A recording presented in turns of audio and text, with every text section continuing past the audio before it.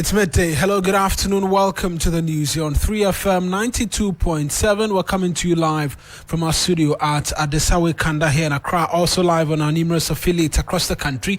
Around the world, we're streaming live on 3news.com. Download the tuning app from the Google Play or Apple iOS store and listen to us on the go. Coming up this afternoon, Electoral Commission allegedly evades service from bailiffs with contempt rates over the decision to proceed with voter registration despite injunction application. We get details for you. Also, as major political parties trade accusations over who has served the interests of the cocoa sector and its farmers best, the farmers say they have zero trust in both parties as they've suffered exploitation for years. But you know what? We cocoa farmers nowadays don't trust any politician.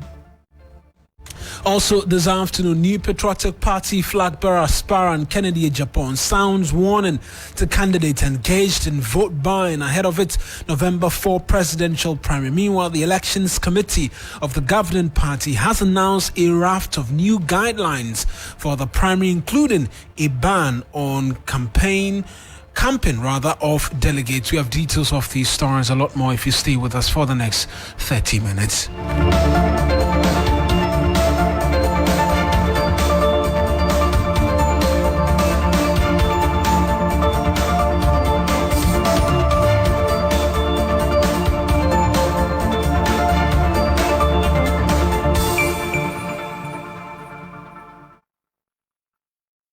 A pleasure that you could be a part of us this afternoon. It's streaming live on Facebook. This bulletin, 3FM927. That's the Facebook handle.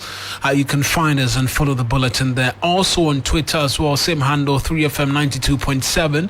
We're streaming there as well. I am Mawuena Egbeta. Let's settle for the details. And we're beginning from the cocoa sector because the last 24 hours has witnessed complex debates from the two leading political parties over the recently announced price for a bag of cocoa. President Akufo-Addo on Saturday announced the over 60% increase in price, moving a bag of the product from 800 to 1,308 cedis. The increase, despite being hailed, has opened the floodgates for sharp debates over which government is handling or has handled the sector better. The ranking member on the Agri Committee of Parliament, Eric Opoku, who's an NDC MP, insists government is shortchanging farmers in the latest price increment. We can take a listen to exactly what he's been saying. Sir, almost 25 million.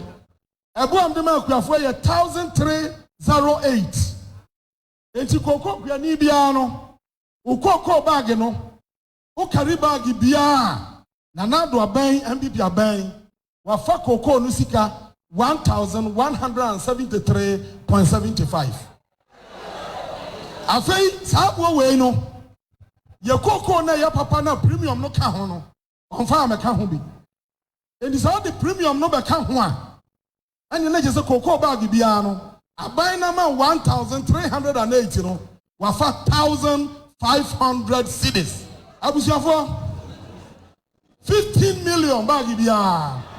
So that's the ranking member on the Agri Committee essentially making the argument that the government really sells these bags for 2,500 cedis almost. And so if the government offers cocoa farmers 1,308, they've been shortchanged up to a tune of about 1,200 cedis. That's the argument that the NDC has been making. But the governing New Patriotic Party has been rejecting these arguments and rejecting it quite strongly. They are accusing the NDC of twisting the facts. Richard Ahiagba is Director of Communications of the NPP.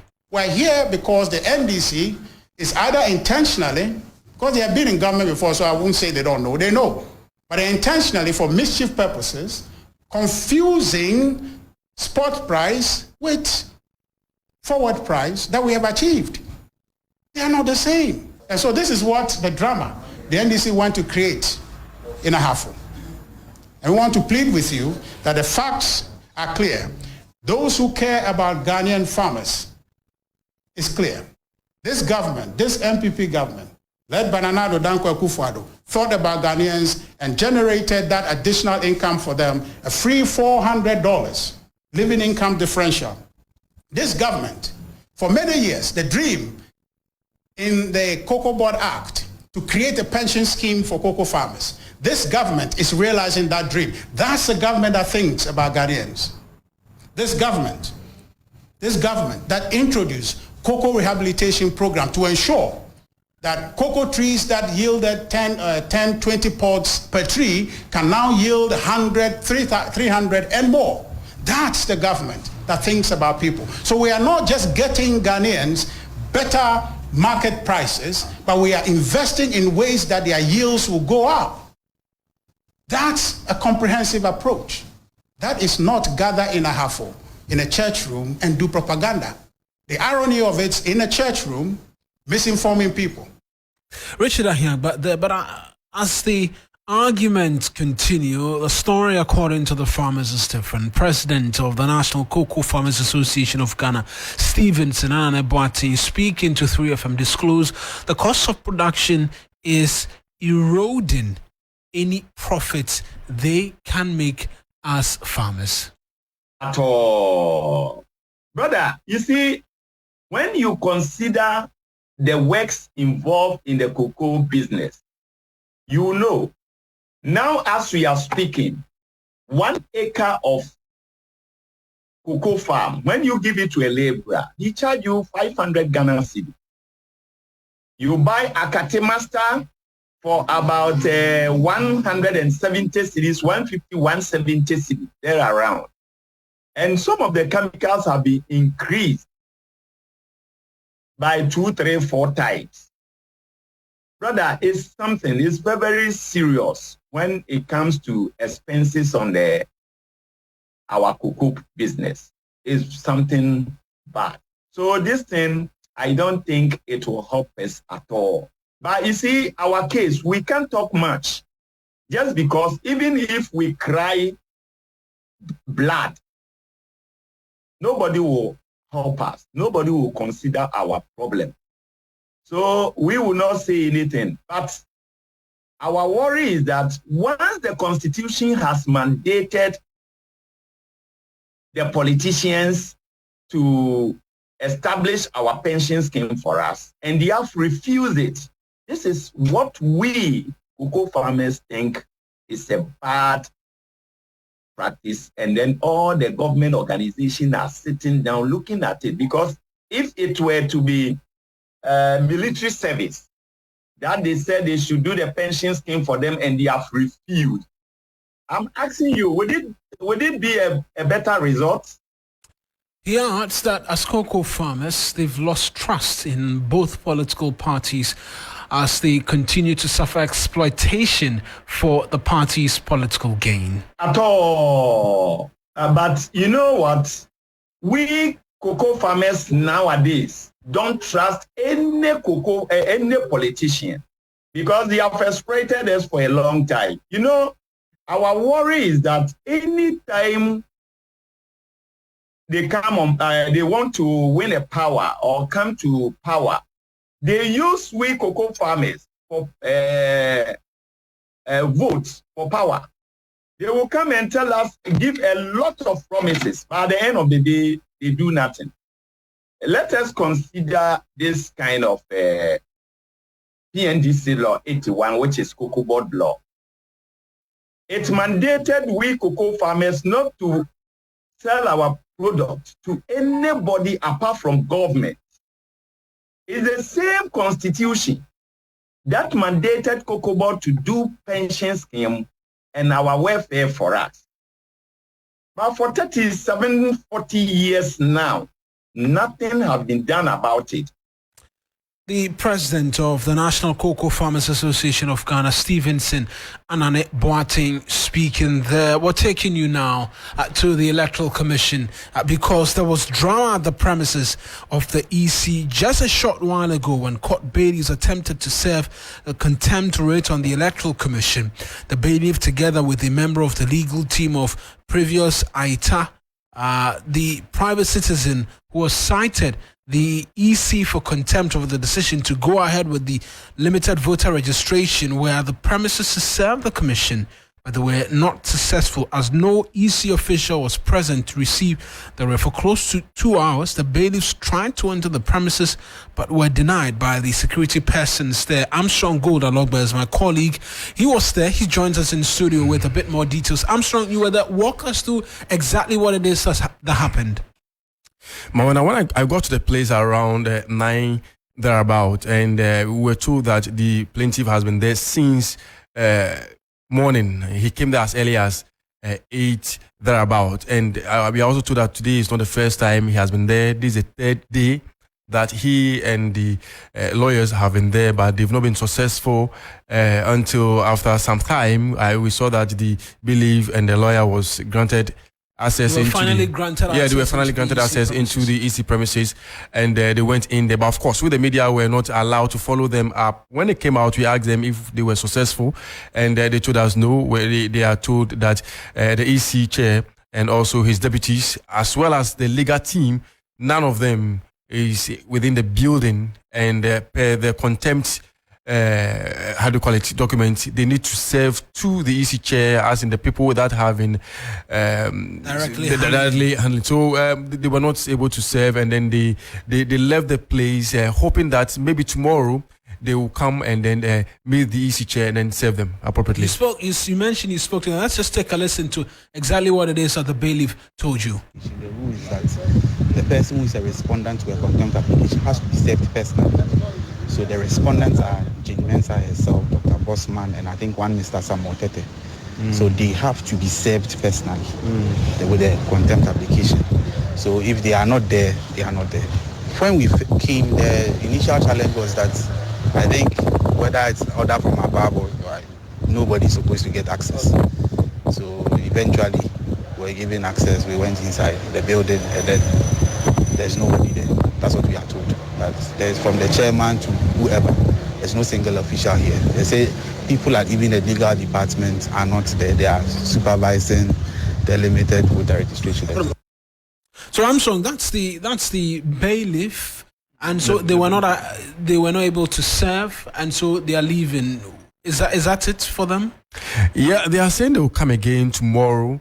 They'll keep trying until maybe they have to go back to the High Court, where they will give them the powers to either paste the notice on the walls of the Electoral Commission after some time. But as it stands right now, tomorrow they'll come again and try and see if they'll be successful this time around.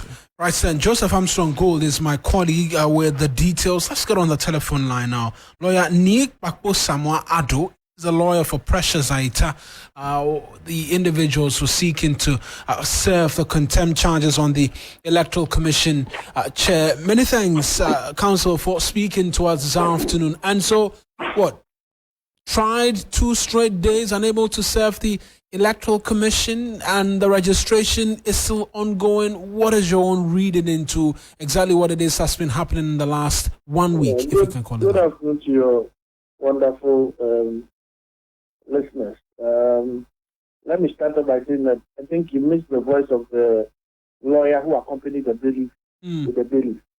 The one who spoke is the lawyer, but then there was the bailiff with him. So That's the distinction, yes. Now, we wanted you to observe the third attempt because yesterday, one Dr. Frebo, who is the director of election, claimed that there was no obstruction of the court bailiffs who were to serve the process. And clearly today you could see that the security were preventing the bailiffs from entering until you TV3 got there and you had access inside. Then all of a sudden the officers of the EC have disappeared. But that cannot be fair. So the process and the procedure is that if after 3 unsuccessful attempts we don't get you, you go back to the court, and then the court knows how and what orders it will make in respect of how we will serve you. So as for the services to come on, rain or shine, Janetta will be served, and we'll proceed.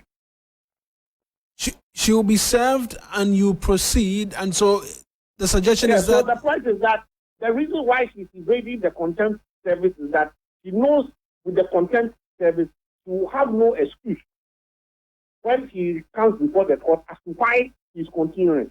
Once you are served with the contempt process, the next step is that the court will jail you if you continue with the very thing that we are seeking to stop you from doing. And that is why she's evading the test. But we can assure her that we are not deterred. We will go back to the court. We will get, hopefully, the court order for substituted service, and we will come back. So whatever she does, she can run, but she cannot hide. And so, just briefly, for you, for your client, which really is the individual that you're fighting for, it is the case that the current process or the current procedure being adopted by the Electoral Commission. We will serve the issue with the contempt application. After we serve the issue with the contempt application, let us see what their reaction will be. If they continue with what they are doing, our clients will weigh the options we have in respect of whether maybe good Samaritans can assist or whatever it is to maybe get her to the center. We will look at all those options. But she will not lose out on her right. But we will still hold the matter accountable for her action. So either way, we will still ensure that the law is respected, our client's right is also upheld. So we haven't gotten to that bridge yet. When we got to that bridge, we'll cross it. Right then, Councillor, I appreciate that you could speak to us this afternoon. Thank you. That's lawyer Ni Akpo Samuado, is lawyer for Precious Aita. If filed a suit against the Electoral Commission over the ongoing limited voter registration, saying that the decision to have it done at district offices is going to disenfranchise his client, I should say. And now they're seeking to file contempt charges against the EC because they're continuing with the process nonetheless. And we're switching our attentions now. Let's do politics, because NPP flag bearer aspirant Kennedy Japan is condemned vote buying by some contenders ahead of the November 4 presidential primary. Mr. Japan, who is in the race with Vice President Mahamudu Bawumia, Francis Adainimo, and Dr. Awusah Akoto for the flag bearer slot of the governing party, is alleging claims some of his colleagues are buying votes. He believes those engaged in the practice are doing so because they know they have failed the people. Here is Kennedy Japan speaking. Well, it's clear indication that I'm what God has chosen to lead MPP. If you believe in the Bible, everywhere you go, Kennedy Japan is number one. It's a clear indication that I should be given a chance to lead this country. So I'm pleading with delegates that the signs are clearly on the wall that if you vote for Kennedy Japan, you definitely lead this country and break the 8. My expectation is to win because I'm a grassroots man. I have been fighting for the ordinary people ever since. So I know for sure, no matter the amount of money they're going to pay and the intimidation, they'll use their conscience and vote for their man because they don't think of today, but they think of tomorrow. So I have confidence in the delegates that no matter the amount they give them, they have the brains to choose the best candidate, a man who actually understands the plight of the polling station executives. That's Kennedy Japan, but the party has banned the campaign of delegate by aspirant in what is supposed to be new set of rules ahead of November 4. Here's Professor Mike Okwe, who is the chair of the party's elections committee.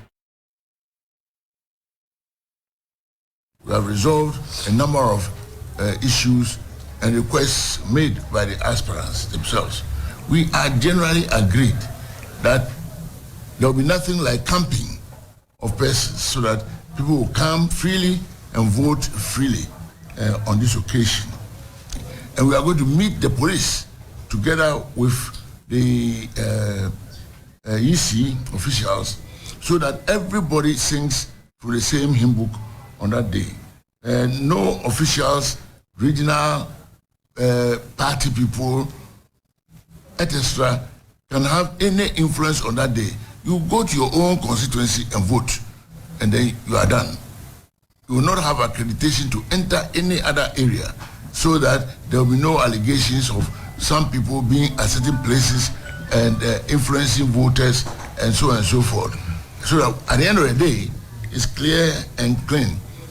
We know there had been a lot of problems about proxies. People sometimes come and no one really can tell until the last minute. It's going to be resolved within a whole month before the election. In fact, we are streamlining and tightening the rules in such a way that at the end of the day, the NPP will win, not any particular person. Honorable Kennedy Japan takes number 1. The Vice President. So that's Professor Michael Kwe. Let's get on the telephone lines. Professor Smart Sapon is a lecturer, a political analyst as well with the Kumasi Technical University. He's joined us on the telephone lines for a bit of analysis. First off, on the comments by Kennedy Japan, and then what appears to be new set of rules set by the governing party, but essentially a tightening of the rules so that nobody has any concerns. It happened the first time. Prof, does it look like this new position would change much? Because when the superdelegates conference happened, when you display your ballots, it was supposed to be removed, but we didn't see it happen. And so really, can the party or the candidate trust the elections committee to be able to see out the process this time round? Great. A very good afternoon to your good self, and a good afternoon to our cherished listeners. I think they would have to do their best to abide by the new rules, the modified rules that have been shared with them. They would simply have to do their best. It is in their interest to project the good image of their party. It is in their interest to let the general public know that they are a law-abiding political party and that it starts with their own rules. If they continue to abuse their own rules, they cannot project themselves to be a good political party or a law-abiding political party. So we are urging them to do their best to abide by the rules. The reality will come on November 4th, and we'll see whether true to expectations they will abide it to the latter, or like we saw in the 26th August election, some would for no reason. And sometimes you wonder what will be the benefit of letting people see where you voted. But yeah, we wait to see. And on the comments of Kennedy or Ohini Japan makes the argument that delegates should not be swayed by monies that will be given to them. The conversation of vote buying comes up every now and then. It's almost like an accepted practice now in terms of the politics here in the country. Some even make the argument that perhaps he doesn't have the money to match up. That's why he's complaining this time around. The party has sought to prevent camping of delegates ahead of the exercise. Does that solve the problem? Before even we could have a conversation generally about the vote buying syndrome in our politics. Yeah, so it may, but only to a certain extent, because if you are banning camping will occur on the eve, the night before the election day. What if the aspirants decide to act fast, maybe engage them 2-3 days ahead of the election day, so that at least on the election day, people will be coming from their own directions to come and vote. So they are trying, based on the events of the past, they are trying to bring up things to make the whole process quite credible. But I doubt if camping so many people like this. You know, it was quite easy because in the first round, the numbers were few. But this one, it will take somebody who is so much endowed with resources to be able to camp. There are about 700, average 700 per constituency expected delegates. So I don't foresee this one naturally occurring. And I hope that with the emphasis laid by the committee, they will not attempt camping. They may do it maybe remotely on phone or whatever, but the physical camping, not likely to occur. Prof, I appreciate that you could speak to us this afternoon. Yeah, thank you. That's Professor Smart Sapon, a political analyst and a lecturer at the Kumasi Technical University, speaking to us this afternoon. And on to other matters, but you're listening to the news on 3FM 92.7 and a conversation in relation to the leaked tape seeking in that tape, the ploy to have the IGP removed. And majority of the country has been left shocked, some inspired. and others as well entertained by the happenings of the bipartisan parliamentary committee probing the alleged plot to oust the Inspector General of Police. Well, the chair of the committee, Samuel Atachia, he seemingly admitted at a briefing on Wednesday that the viral tape at the center of the probe is doctored. There's a lot more in this news desk report. In August this year, the committee, tasked by the Speaker of Parliament, Alban Bagbin, to proceed according to a number of terms of reference, began its work. A viral tape is the source material for the committee's work. Witness Bugrina, who first appeared before the committee, described himself as the individual behind the secret recording. Since I cannot keep everything they were talking to me at that point, it was very, very good to record them so that I know the president, if I tell him something, he will follow up with the truth. Next time he will not give me respect. You know him and I know him. So the best thing was to ensure that when I tell him, he asked me, are you sure? I said, well, this is the tape. I don't want to miss it. You listen to it. The tape has been described by some of the witnesses as doctored. This assertion seems to have been confirmed by the chairman of the committee after having the benefit of a fresh, comprehensive, leaked audio tape. Does the second tape suggest that indeed the initial tape which went viral is a doctored one? It seems to be the case because the second tape is one which is a very long discussion, which I can come to some understanding that they do not dispute. The committee hearings have witnessed accusations and counter-accusations. I will make that statement again, that the current Inspector General of Police is not managing the police service well. It's something I will not run away from. I will say it everywhere, anywhere that I go. Probably my brother wanted to say I'm the best and he missed it. Because the records are there for everybody to see. Emotions and laughter. The committee will reconvene on October 2nd to wrap up its work.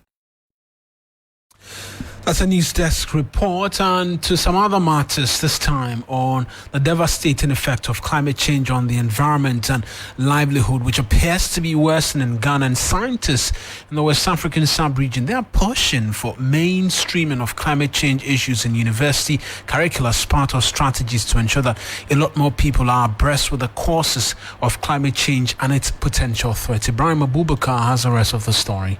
Communities across West Africa are among the smallest contributors to global greenhouse gas emission, but feel the impact of the climate crisis heavily. Rising global temperatures are already driving weather extremes in Ghana.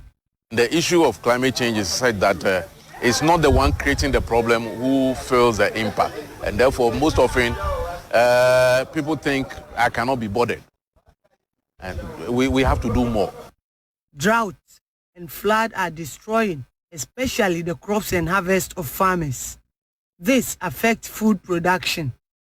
Productivity is lower and lower, and the yield of maize, of cassava, of this and this, we didn't get as much as in the past. So that is the way they can really get a climate issue. Interventions to mitigate the effect of climate change have not yielded much result. This is largely dependent on ignorance of the cause of climate change and how to reduce its impact. The West African Science Service Center on Climate Change and Adapted Land Use, WASCA, is updating lecturers and researchers' knowledge on climate change issues. It's time we mainstream climate change issues into curricula. When we interacted with lecturers in these areas, the indications are that it's not only supposed to be mainstream into the tertiary level. People are thinking that we should rather start going down up to the basic level for they also to understand. We don't want to see any student coming in a university and finish the university without any knowledge on climate issues. A report by my colleague Ibrahim Abubakar, ending this afternoon's edition of the Bulletin here on 3FM 92.7. As always, a lot more news if you log on to 3news.com. I am Eric Mawuena. Egbeta Bismark is here, ready with the very latest from the world of business. He comes up next on your radio.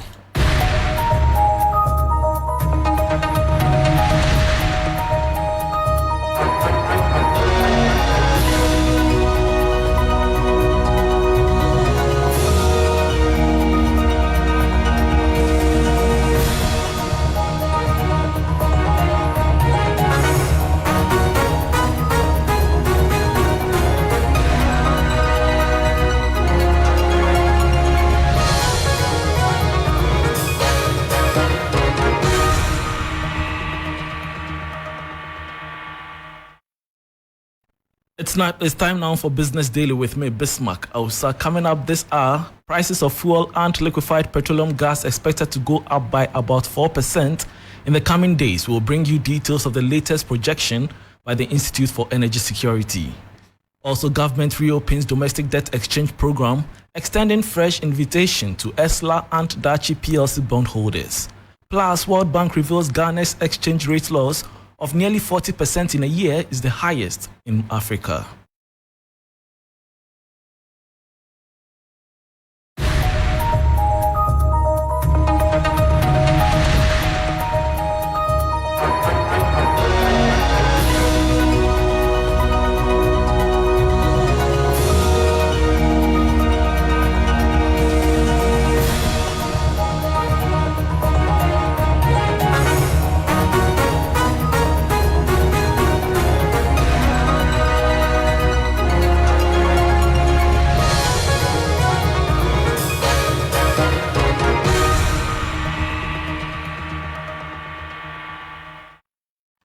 Thanks for your company. Now to our very first story. You may have to pay more for fuel and liquefied petroleum gas LPG at the pump starting this weekend. The Institute for Energy Security, IES, has projected that the prices could go up by about 4%. There is more in the following Business Desk report. The Institute for Energy Security has forecasted price increases in fuel and liquefied petroleum gas for the next 2 weeks ending September. Gas, oil and LPG prices are to go up by 1% to 4% effective this weekend. These increases the Institute has attributed to an increase in international market price of gas oil by 3.33% and LPG by 2.95%, coupled with a marginal depreciation of the cedi against the US dollar by about 0.97% on the forex market. Consumers are to brace up for the impending increments. Menu Afol, 3 Business, Accra. And that was a Business Desk report on some projected increase in fuel and LPG prices by some 4%. Moving on, government has extended fresh invitations to bondholders of ESLA PLC and Dachi Trust PLC. These bondholders, particularly those who did not sign up in February, are being encouraged to participate in a new domestic debt exchange program. The following Business Desk report has more.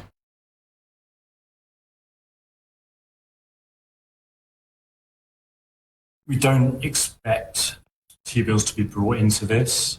It is true that a September 13 press release from the Ministry of Finance urged holders of the domestic notes and bonds to actively and voluntarily accept their invitation and participate.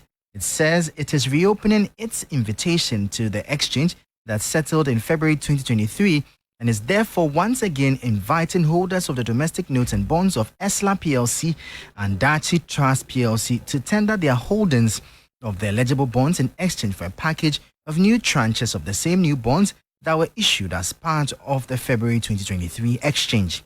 The ministry in its statement indicated that the offer is to grant an opportunity to holders who were unable to participate in the February 2023 exchange program due to some delays. The release, however, clarified that the invitation is available only to registered holders of eligible bonds that are not pension funds. The domestic debt exchange program was launched in December 2022 with the hope of restoring Ghana's capacity to service its debt. Meanwhile, ratings agency Fitch is predicting the exclusion of treasury bills in the domestic debt exchange program. It says the short-term securities is the only financing tool left for the government despite its high yields. Toby Iles is a senior director for emerging market and African sovereign ratings at Fitch. We don't expect T-bills to be brought into this. It is true that would, obviously present quite a lot of savings. But just given the need for that as a sort of financing tool, we wouldn't expect that to be included. And I think in Ghana's case, but also just more generally, it's very complicated, I guess, to include that in a domestic debt restructuring. I guess the main question we would have now about the domestic debt restructuring is, is more about the medium term when actually you've moved a lot of these maturities down the line, and so it sort of just magnifies the importance of the policy adjustments from now until then. Because as I say, when we get to 27, 28, we have this big hump of domestic debt service. And that was Senior Director for Emerging Markets and African Sovereign Ratings at Fitch, Toby Iles. Ghana's exchange rate loss of nearly 40% between January 2022 and January 2023 was the highest in Africa, data from the World Bank has revealed. According to the World Bank, exchange rates in the region mostly depreciated, making imported goods, including food and energy, more expensive. The following report has more. In a recent report by the Bretton Woods Institution, it revealed that countries like Ghana experienced a significant exchange rate depreciation. This depreciation was primarily attributed to costly fiscal measures employed to curb the impact of exchange rate fluctuations on inflation. The World Bank said, unfortunately, these measures resulted in a deteriorating fiscal situation, putting additional pressure on exchange controls and aggravating inflationary concerns. Meanwhile, the report revealed that Sudan saw the second highest currency depreciation at approximately 23%, following closely behind were Malawi with a depreciation of 20%, the Gambia at 16%, and Madagascar at 10%, ranking third, fourth, and fifth respectively. And that was a Business Desk report. This is still Business Daily with me, Bismark Awusah. Before we go, to address the problem of poor corporate governance in the country, the Institute of Directors Ghana is developing a code of conduct. The banking sector is still reeling under the impact of the financial sector cleanup, a development that was largely blamed on ineffective boards of financial institutions. Head of the Technical Committee on the Code of Conduct, Professor Collins Ntim, stated that the initiative will help sanitize the space. I think the code is very central. I would say very central to it. And what I would say is that, for example, let's give an example. We just went through the banking crisis in 2017. And the consequence of that is clear for all to see. Unemployment, a lot of people lost their jobs. The government has had to bail out these banks or combine some of them, as we have seen. And I would say that the consequence of that, we are still, it's been borne out in the economy, the challenges that we have leading to the IMF fund, seeking support from the IMF, for example. We know that partly the crisis was due to poor corporate governance among these banks. And therefore, in a sense, that is the sense of the impact of the code when it's effectively implemented. May help or will help, I would say, prevent such failures, and the linkages with social development, economic development, and national development is very clear. That we, if companies and entities and public sector entities, informal sector entities engages with the code in a spirit, within both the spirit and the letter, you will see differences in terms of performance, you will see differences in terms of controls. And that will be all for Business Daily. For more business stories, please log on to 3news.com. I am Bismark Awusah.